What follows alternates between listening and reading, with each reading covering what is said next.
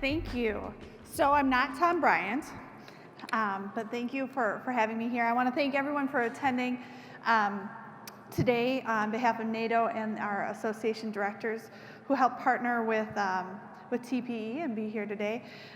Thanks to Don Burke, those numbers are always fascinating to me, and being from Minnesota and working on the Duluth Ordinance, that was also fascinating to see.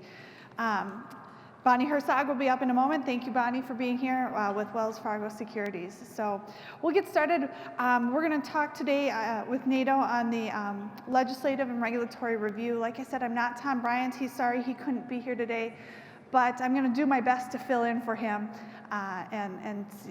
So pardon me if I rely a little bit on his notes. It was a little bit of a last-minute change. So starting off with NATO, here's what we're going to cover today. We've got local tobacco issues, a lot of tobacco ordinances and new initiatives across the country.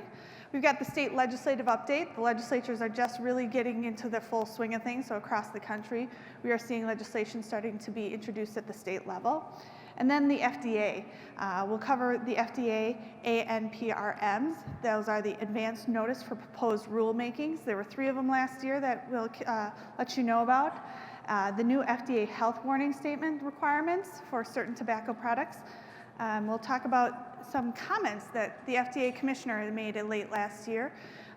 His comments included looking at menthol, flavored cigars, e-cigarettes, and then finally some applications for MRTP FDA applications from a couple of our manufacturer friends, and MRTP, modified risk tobacco product. So let's get started. Thank you again for being here. Local tobacco ordinances. Between 2018 and 19, we have seen about 18 states really active in introducing local ordinances at the county and city level, or resolutions in concerns to tobacco ordinances. Most active, and we see it pretty prevalent in California, my state of Minnesota, Massachusetts, and also kind of emerging states in Illinois and New York. These ordinances that are being proposed start out small, but they get bigger and bigger as far as the risk to the tobacco business category. So local restrictions, what are we seeing introduced? At the local level, because that's where most of these are being introduced, we're seeing a growing number of cities and counties restrict or ban flavored products. We saw that in Don's presentation. Sometimes they'll start out with flavors like fruit or candy. Then they will move on sometimes to include a ban on menthol, mint, and wintergreen. So they kind of go after what they think is appealing to youth, and then they'll go after menthol, mint, and wintergreen products as well. And those products in flavors impact vapor, cigars, over-the-counter, or not over-the-counter, OTP and other products, excuse me. We also see some introductions of minimum pricing or minimum packaging requirements. This really impacts cigars for the most part, and often those prices or the package requirements are so high that those products don't become available, and they are something that those convenience stores need to take off their floor shelf or their shelves. OTP tax increases is something that we've seen. Certainly local governments have the ability to raise those taxes. And then kind of another concerning trend is to limit the number of retail tobacco licenses.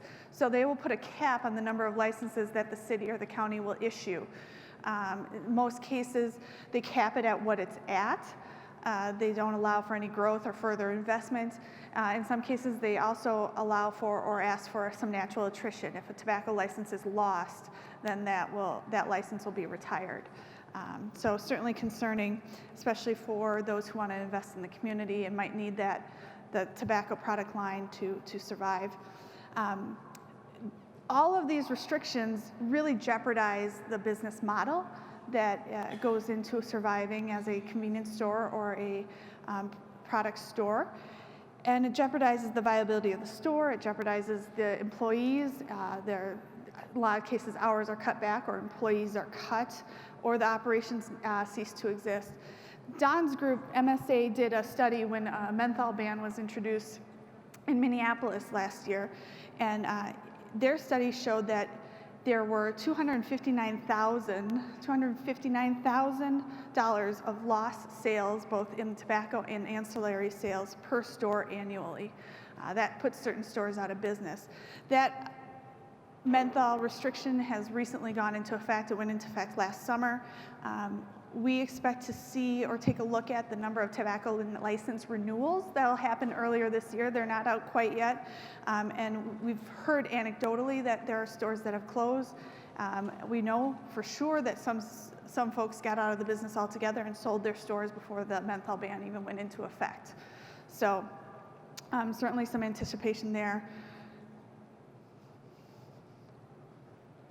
We'll go on. So what are we doing as NATO? We've launched 2 new initiatives that we're hoping will help respond and engage these local lawmakers who might not know what their ordinances or their provisions are doing. The first is the National Response Network, and that's a partnership with, that we're building as a local engagement. And then a website, the National Local Advocacy Alliance. This is a tool that can be used to engage local legislators. I'll talk about each, but really they dovetail into each other. The National Response Network. The objective of the National Response Network is to expand the capacity to respond to local tobacco ordinances once they're introduced, to more effectively and more efficiently respond to these issues and get the word out there. Local government in particular has a very sometimes fast process. Depending on your state, it can be introduced and passed very quickly. So we are partnering with state and national associations, retail associations that you might belong to get the word out. We can send them alerts, we can let them know what's being introduced, when it was introduced, what the draft language might look like, when there's a public hearing, who the local officials are. We're hoping that by sending them alerts, they can in turn alert their members on the local level who might be in that jurisdiction. Again, just trying to get the word out as quickly as possible.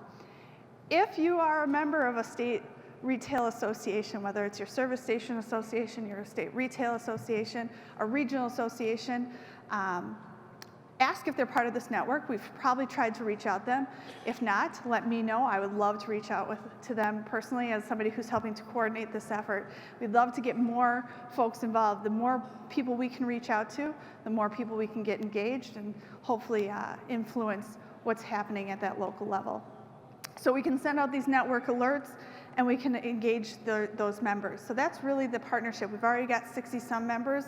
We're already starting to see some of those results. Whoops, I went backwards.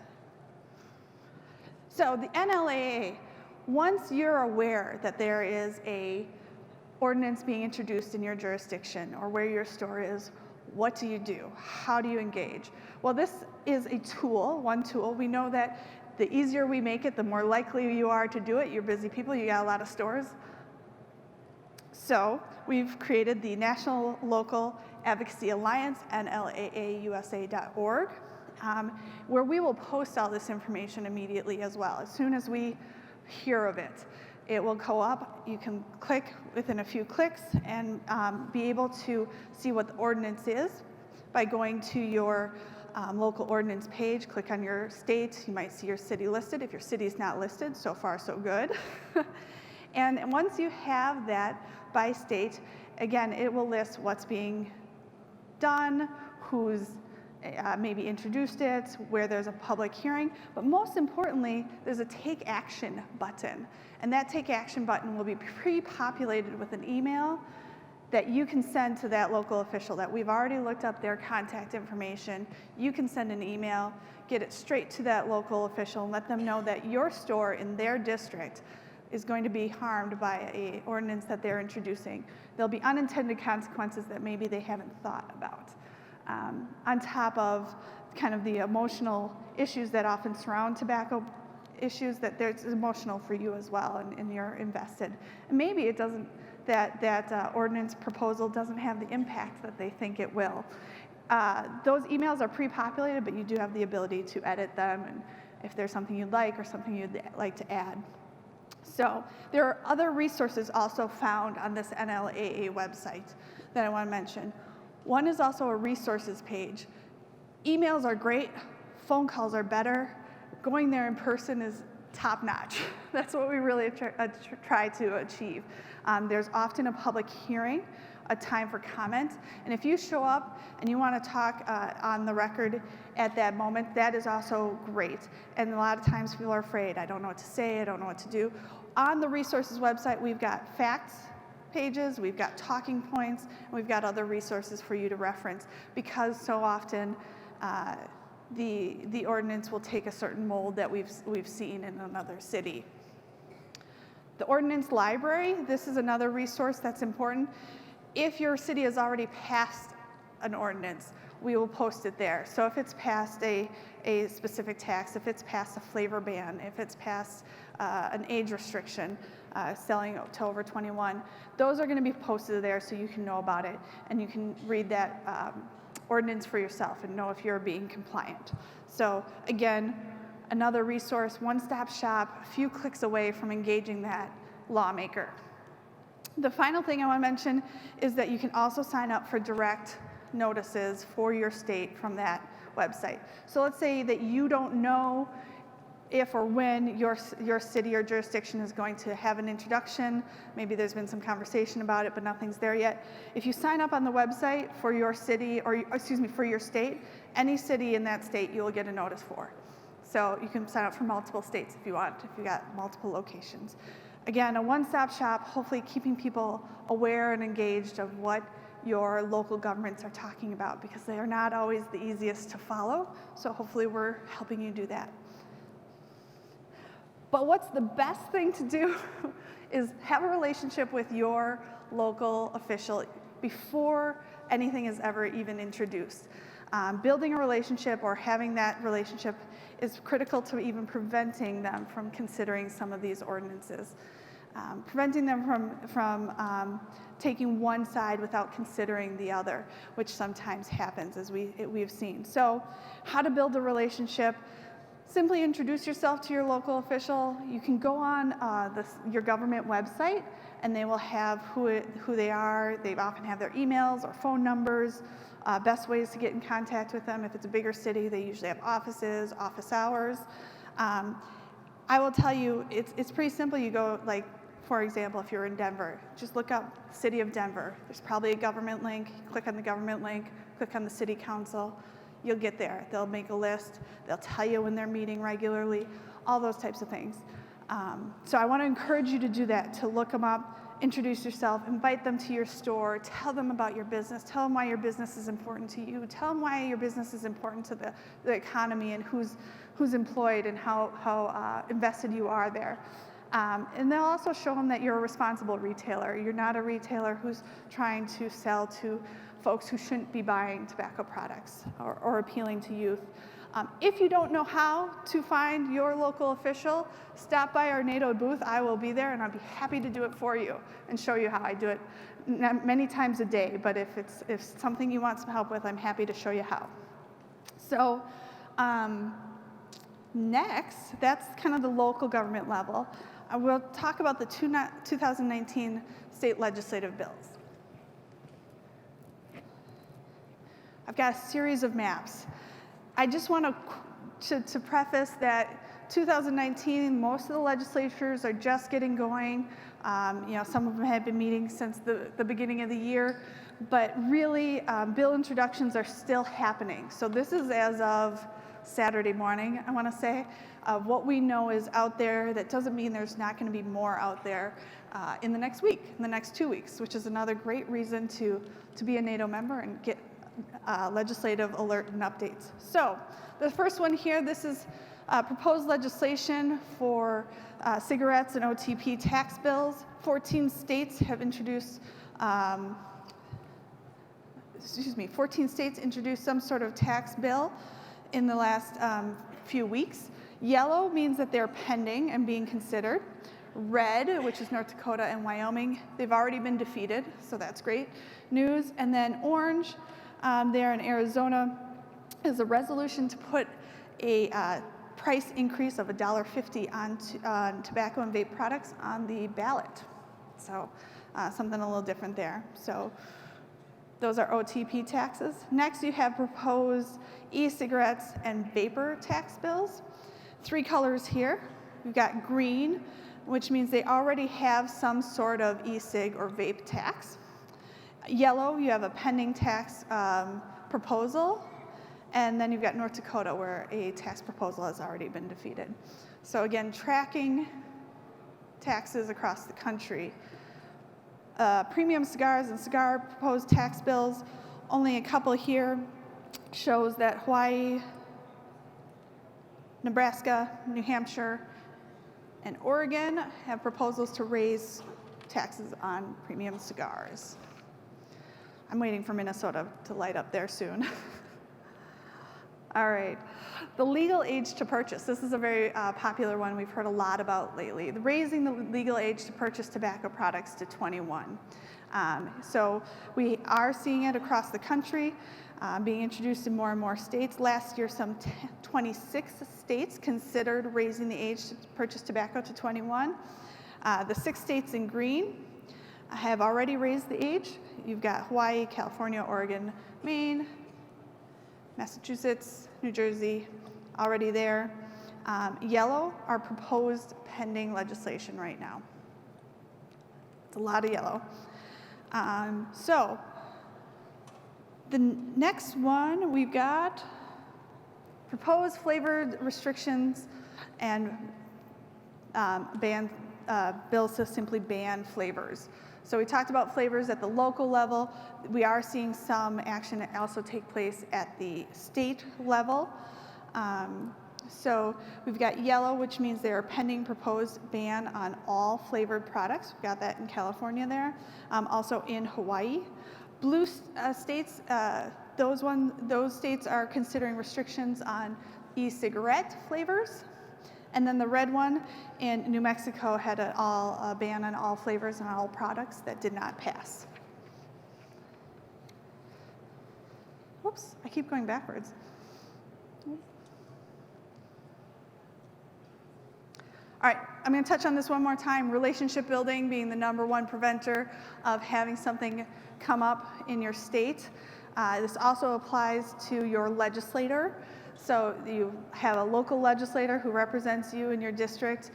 It's critical to preventing and stopping these bills. Invite them to your stores, introduce yourself, find the legislative website. It will probably tell you exactly who your legislator is.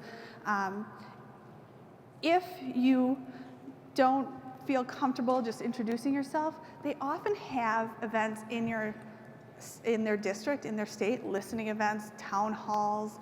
Just show up. They remember who shows up. They have warm feelings. I have yet to see a legislator be outright rude to any constituent who simply introduces themselves and want them to know that it's important to them. They also often have office hours at a Capitol, so take a look for that in your state. Again, I'm happy if you want to stop by and chat about that, how to make that happen. I'm happy to help you. So that's state legislative news. State local ordinance news. Moving on to, whoops, again with the backwards. The FDA and FDA, the latest actions and comments on the FDA, as well as pending decisions. So the FDA last year issued 3 ANPRMs. That again is the notice for potential rulemaking. The 3 ANPRMs, what is that for? The FDA is requesting input from the public and the industry on topics. They want to know if we have data, studies, information about your business, your opinion. It's a way to give feedback to the FDA. It's a 3rd step in a 9-step process that the FDA must undergo to implement any new rule. This does not mean that they will draft a regulation.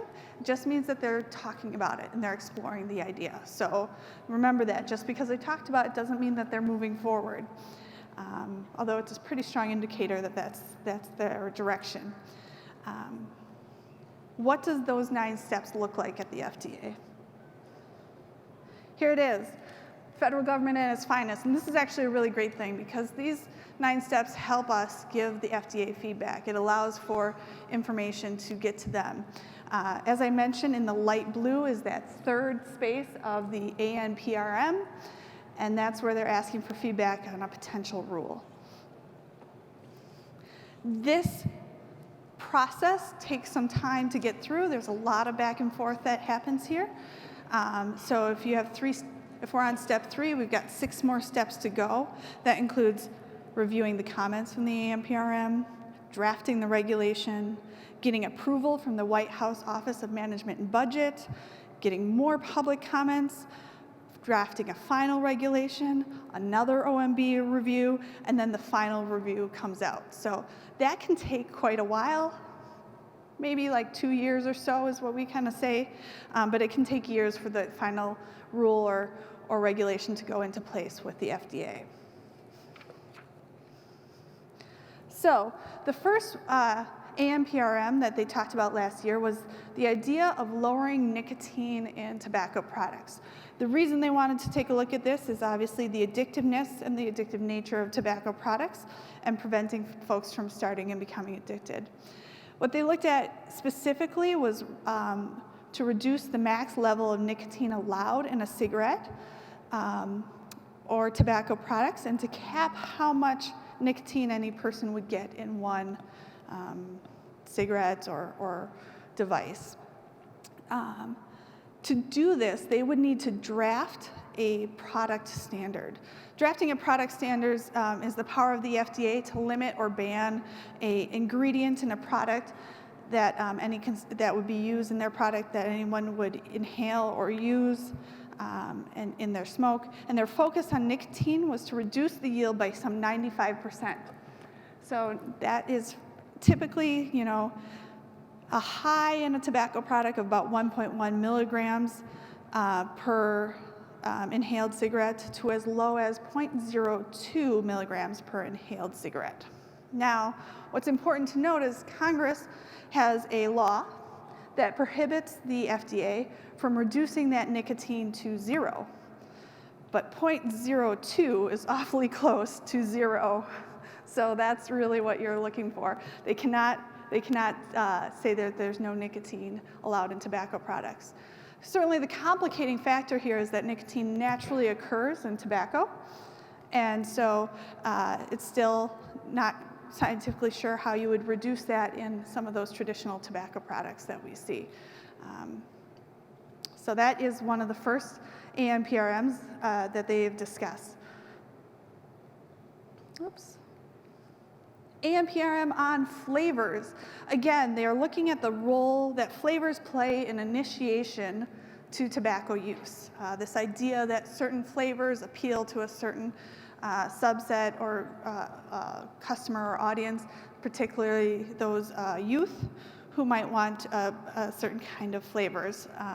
What flavors appeal to what ages, whether consumers use both flavored cigarettes as well as other tobacco products, or not flavored cigarettes, flavored vape or e-cigs as well as other tobacco products. Do you go from one to the other? So how do flavors play into tobacco use and do they appeal to youth and kids? The FDA asked about the possibility of flavor bans or flavor restrictions and the restriction of flavors being only allowed in adult-only shops, age-restricted shops, the tobacco shop or other age-restricted store.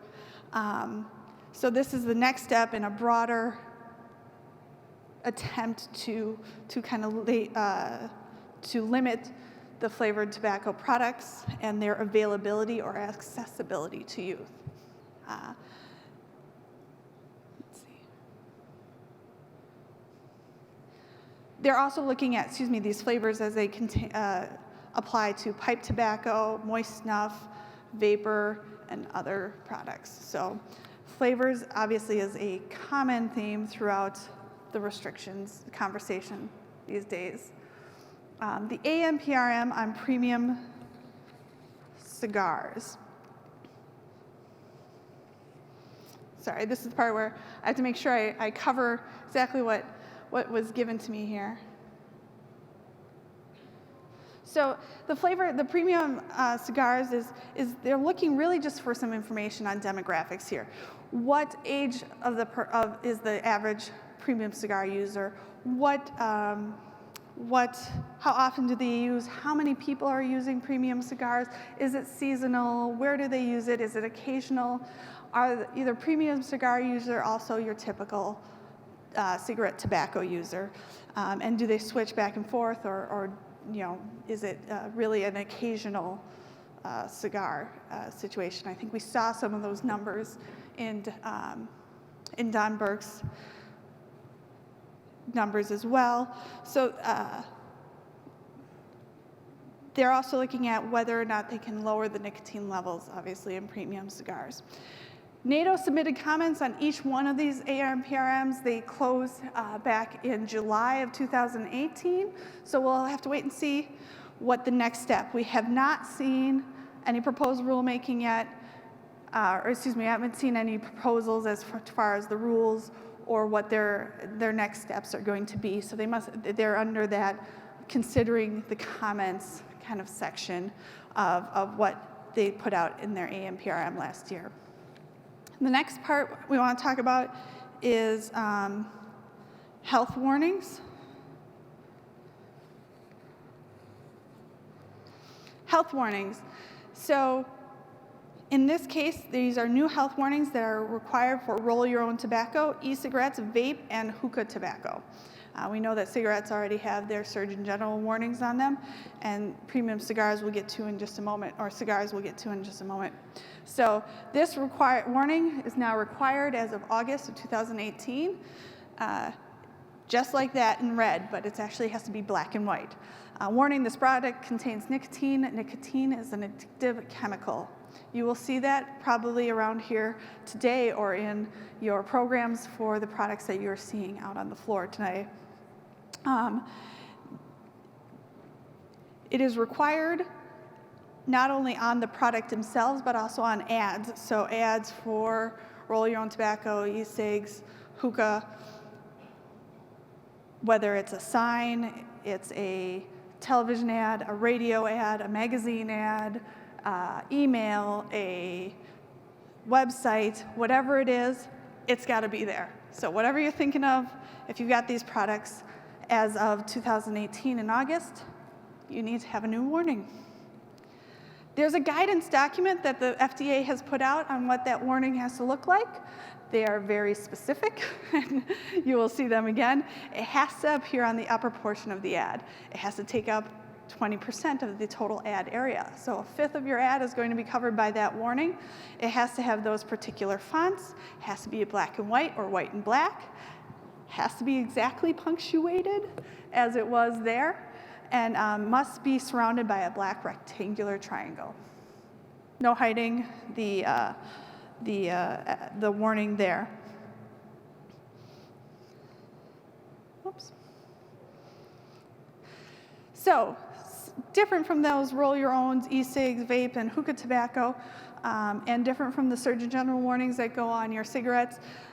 Cigar and pipe warnings have been around for a while. They were an agreement with the FTC. However, the FDA in their deeming regs felt that they would like some new or different warnings put onto cigars and pipe tobacco. There were 3 cigar associations that sued the FDA under that regulation. The first court upheld the FDA's regulations. It's now on appeal, and an injunction has been put into place. So those warnings are not currently being enforced. They're not currently, we're waiting for the courts to make a decision. Therefore, the previous requirements as far as notifications and what should be on a cigar or pipe warning is in place, but nothing new has come out until the courts make their decision.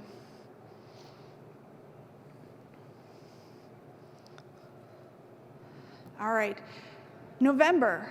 The FDA Commissioner Gottlieb, was very busy, and he made lots of comments in concerns to tobacco and tobacco products. One of the first comments he made last year in November, was that of plans to draft a possible deeming regulation, draft a possible regulation on menthol in cigarettes and cigars. The FDA's Tobacco Product Scientific Advisory Committee did take a look at this proposal a few years ago, I think back in 2016. They did not recommend an outright ban on menthol. However, it looks like that they may be reconsidering that conversation. The FDA proposed a new product standard to ban menthol ingredients. So again, they would have to put out there a new product standard similar to the conversation around nicotine, and they'd have to go through that 9-step process. We have not seen an ANPRM or a proposed rule at this point. That 9-step process can take up to 2 years. Flavored cigar ban, similar. In November, Commissioner Gottlieb stated that there would be a regulation on cigar flavors and possibly banning certain flavors of cigars. The intent is to ban the flavors announced, and they had previously made a similar announcement back in 2016. 9-step process. We haven't seen anything yet. It's on our radar. It's something that they're talking about. It could greatly impact the flavor cigar industry. E-cigarettes. All right, another announcement stated that the FDA is considering restrictions on flavored electronic cigarettes. Specific flavors that they were talking about weren't necessarily menthol, mint, and wintergreen, considered traditional adult uses. They were more looking or talking about those fruit flavors, those candy flavors, other flavors that might attract a new user.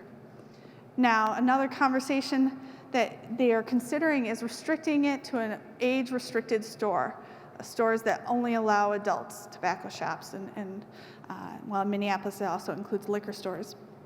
So there's a tidbit here, though.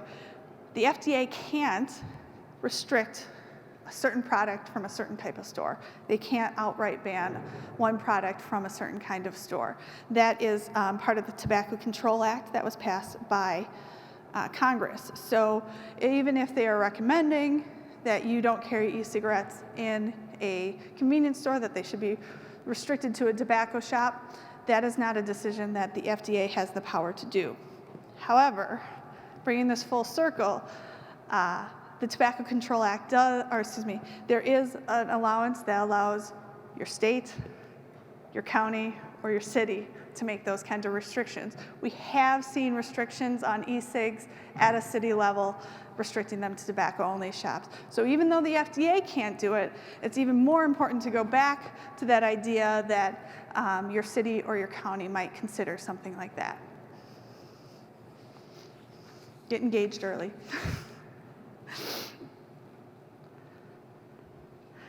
All right. Under the same idea, with their concerns about e-cigs and cigarettes and vaping, there's conversation that they may release a document, a guidance document, a recommendation on how you deal with those products. A guidance document, although a recommendation from the FDA and maybe their current point of view, is not the same as having an actual regulation in place. It does not have the same enforcement and weight of a law or a regulation. So it's important that they might come out with these guidance documents. It's not something that you have to do. It's a recommendation. I would think that when this takes place, you might see some folks and jurisdictions take that up as something that they should move on right away. It's important to remember that a lot of our folks that on the other side of some of these issues, some of the antis, their whole proposal is to really ban the products altogether, complete prohibition, and it's death by 1,000 cuts at this point. So all of these adding on top of each other. So NATO, along with other retail organizations and industry representatives, went in and talked to the FDA in December at the December 9th meeting. There was a recommendation that instead of going full speed ahead and running down this road, that we put together a working group that works with both industry representatives from retail, wholesale, manufacturers, as well as staff from the FDA, to get together and talk about youth access and youth prevention. Working together, in our opinion, always is more effective than anything else. So we are waiting for a reply, but we did go in and have that meeting with the commissioner and his staff. All right, last thing I'm going to touch on really quick is the FDA and these applications for the modified risk tobacco product. Modified risk tobacco products applications have been submitted by two folks, Swedish Match and the US Smokeless Tobacco Company. This product, the reason they would want this designation is to deem the product less harmful than traditional tobacco use, less of a health risk. Swedish Match requested an MRTP for their General Snus, and US Tobacco requested an MRTP for their Copenhagen Snuff fine product. That would allow them to advertise as a less harmful than a combustible tobacco product. FDA, again, their Tobacco Products Scientific Advisory Committee held a public hearing on both of these last week. NATO has submitted comments in support, and they testified in front of the committee on the Copenhagen application. The TPSAC will make a recommendation on both products to the FDA. There's not a timetable set for that, but certainly one that we're following closely. So that covers local ordinances, state legislative, FDA, FDA ANPRMs, as well as issues we see coming up quickly in applications. So hopefully I did Tom some justice in covering some of these products, and I can take a few questions, see if there's anything I can help answer for you. Yeah.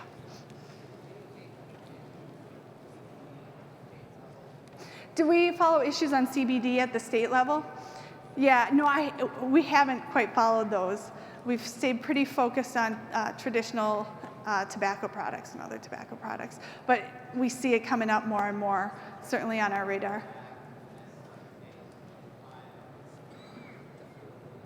Yep, yeah. It's something we haven't engaged on at this point. Other questions? Means I did a really good job of covering all Tom's points. Well, let us know. Feel free to stop by our booth. Thank you so much.